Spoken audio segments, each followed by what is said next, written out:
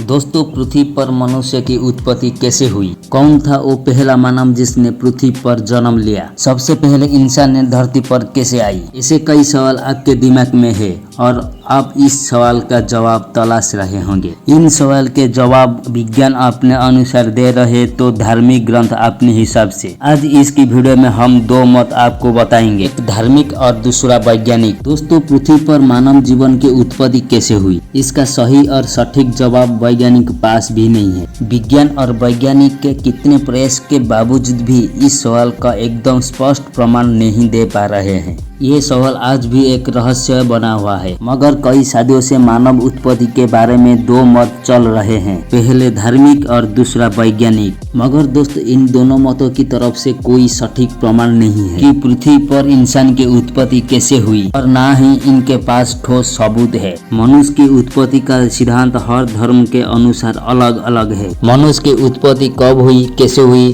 क्या मनुष्य बंदर ही है जो आगे चलकर मनुष्य बना? ऐसे बहुत सारे सवाल हैं जिनका जवाब विज्ञान अपने अनुसार दे रहा है तो धार्मिक ग्रंथ अपने अनुसार। हिंदू धर्म की माने तो मनुष्य बंदर का विकसित नहीं है। पुराने ग्रंथों में भी मनुष्य और बंदर को अलग अलग बताया गया है। मनुष्य की आयु लंबी, चेहरा अलग था, लेकिन फिर भी मनुष्य बंदर जैसा देखता है, तो आज भी ऐसा देख रहा है। बस इतना फर्क है कि मनुष्य की शरीर पर बालों की मात्रा कम हो गई है। मनुष्य की भी कोई प्रजाति है और वो प्रजाति आज भी विद्यमान है। धार्मिक मान्यता के अनुसार मनुष्य की उत्पत्ति ब्रह्मा से हुई। धार्मिक ग्रंथों में कहा गया है कि इस सृष्टि का रचयिता ब्रह्मा जी है और भगवान ब्रह्मा ने मनुष्य की उत्पत्ति की। मगर वैज्ञानिक इस बात को बिल्कुल भी नहीं मानते। दोस्तों, इतनी तर्क करने बावजूद भी साइंस के पास मनुष्य की उत्पत्ति कैसे हुई इसके बारे में कोई भी ठोस प्रमाण या सबूत नहीं। मनुष्य की उत्पत्ति बारे में विज्ञान कहता है पृथ्वी के सभी जीव विकास के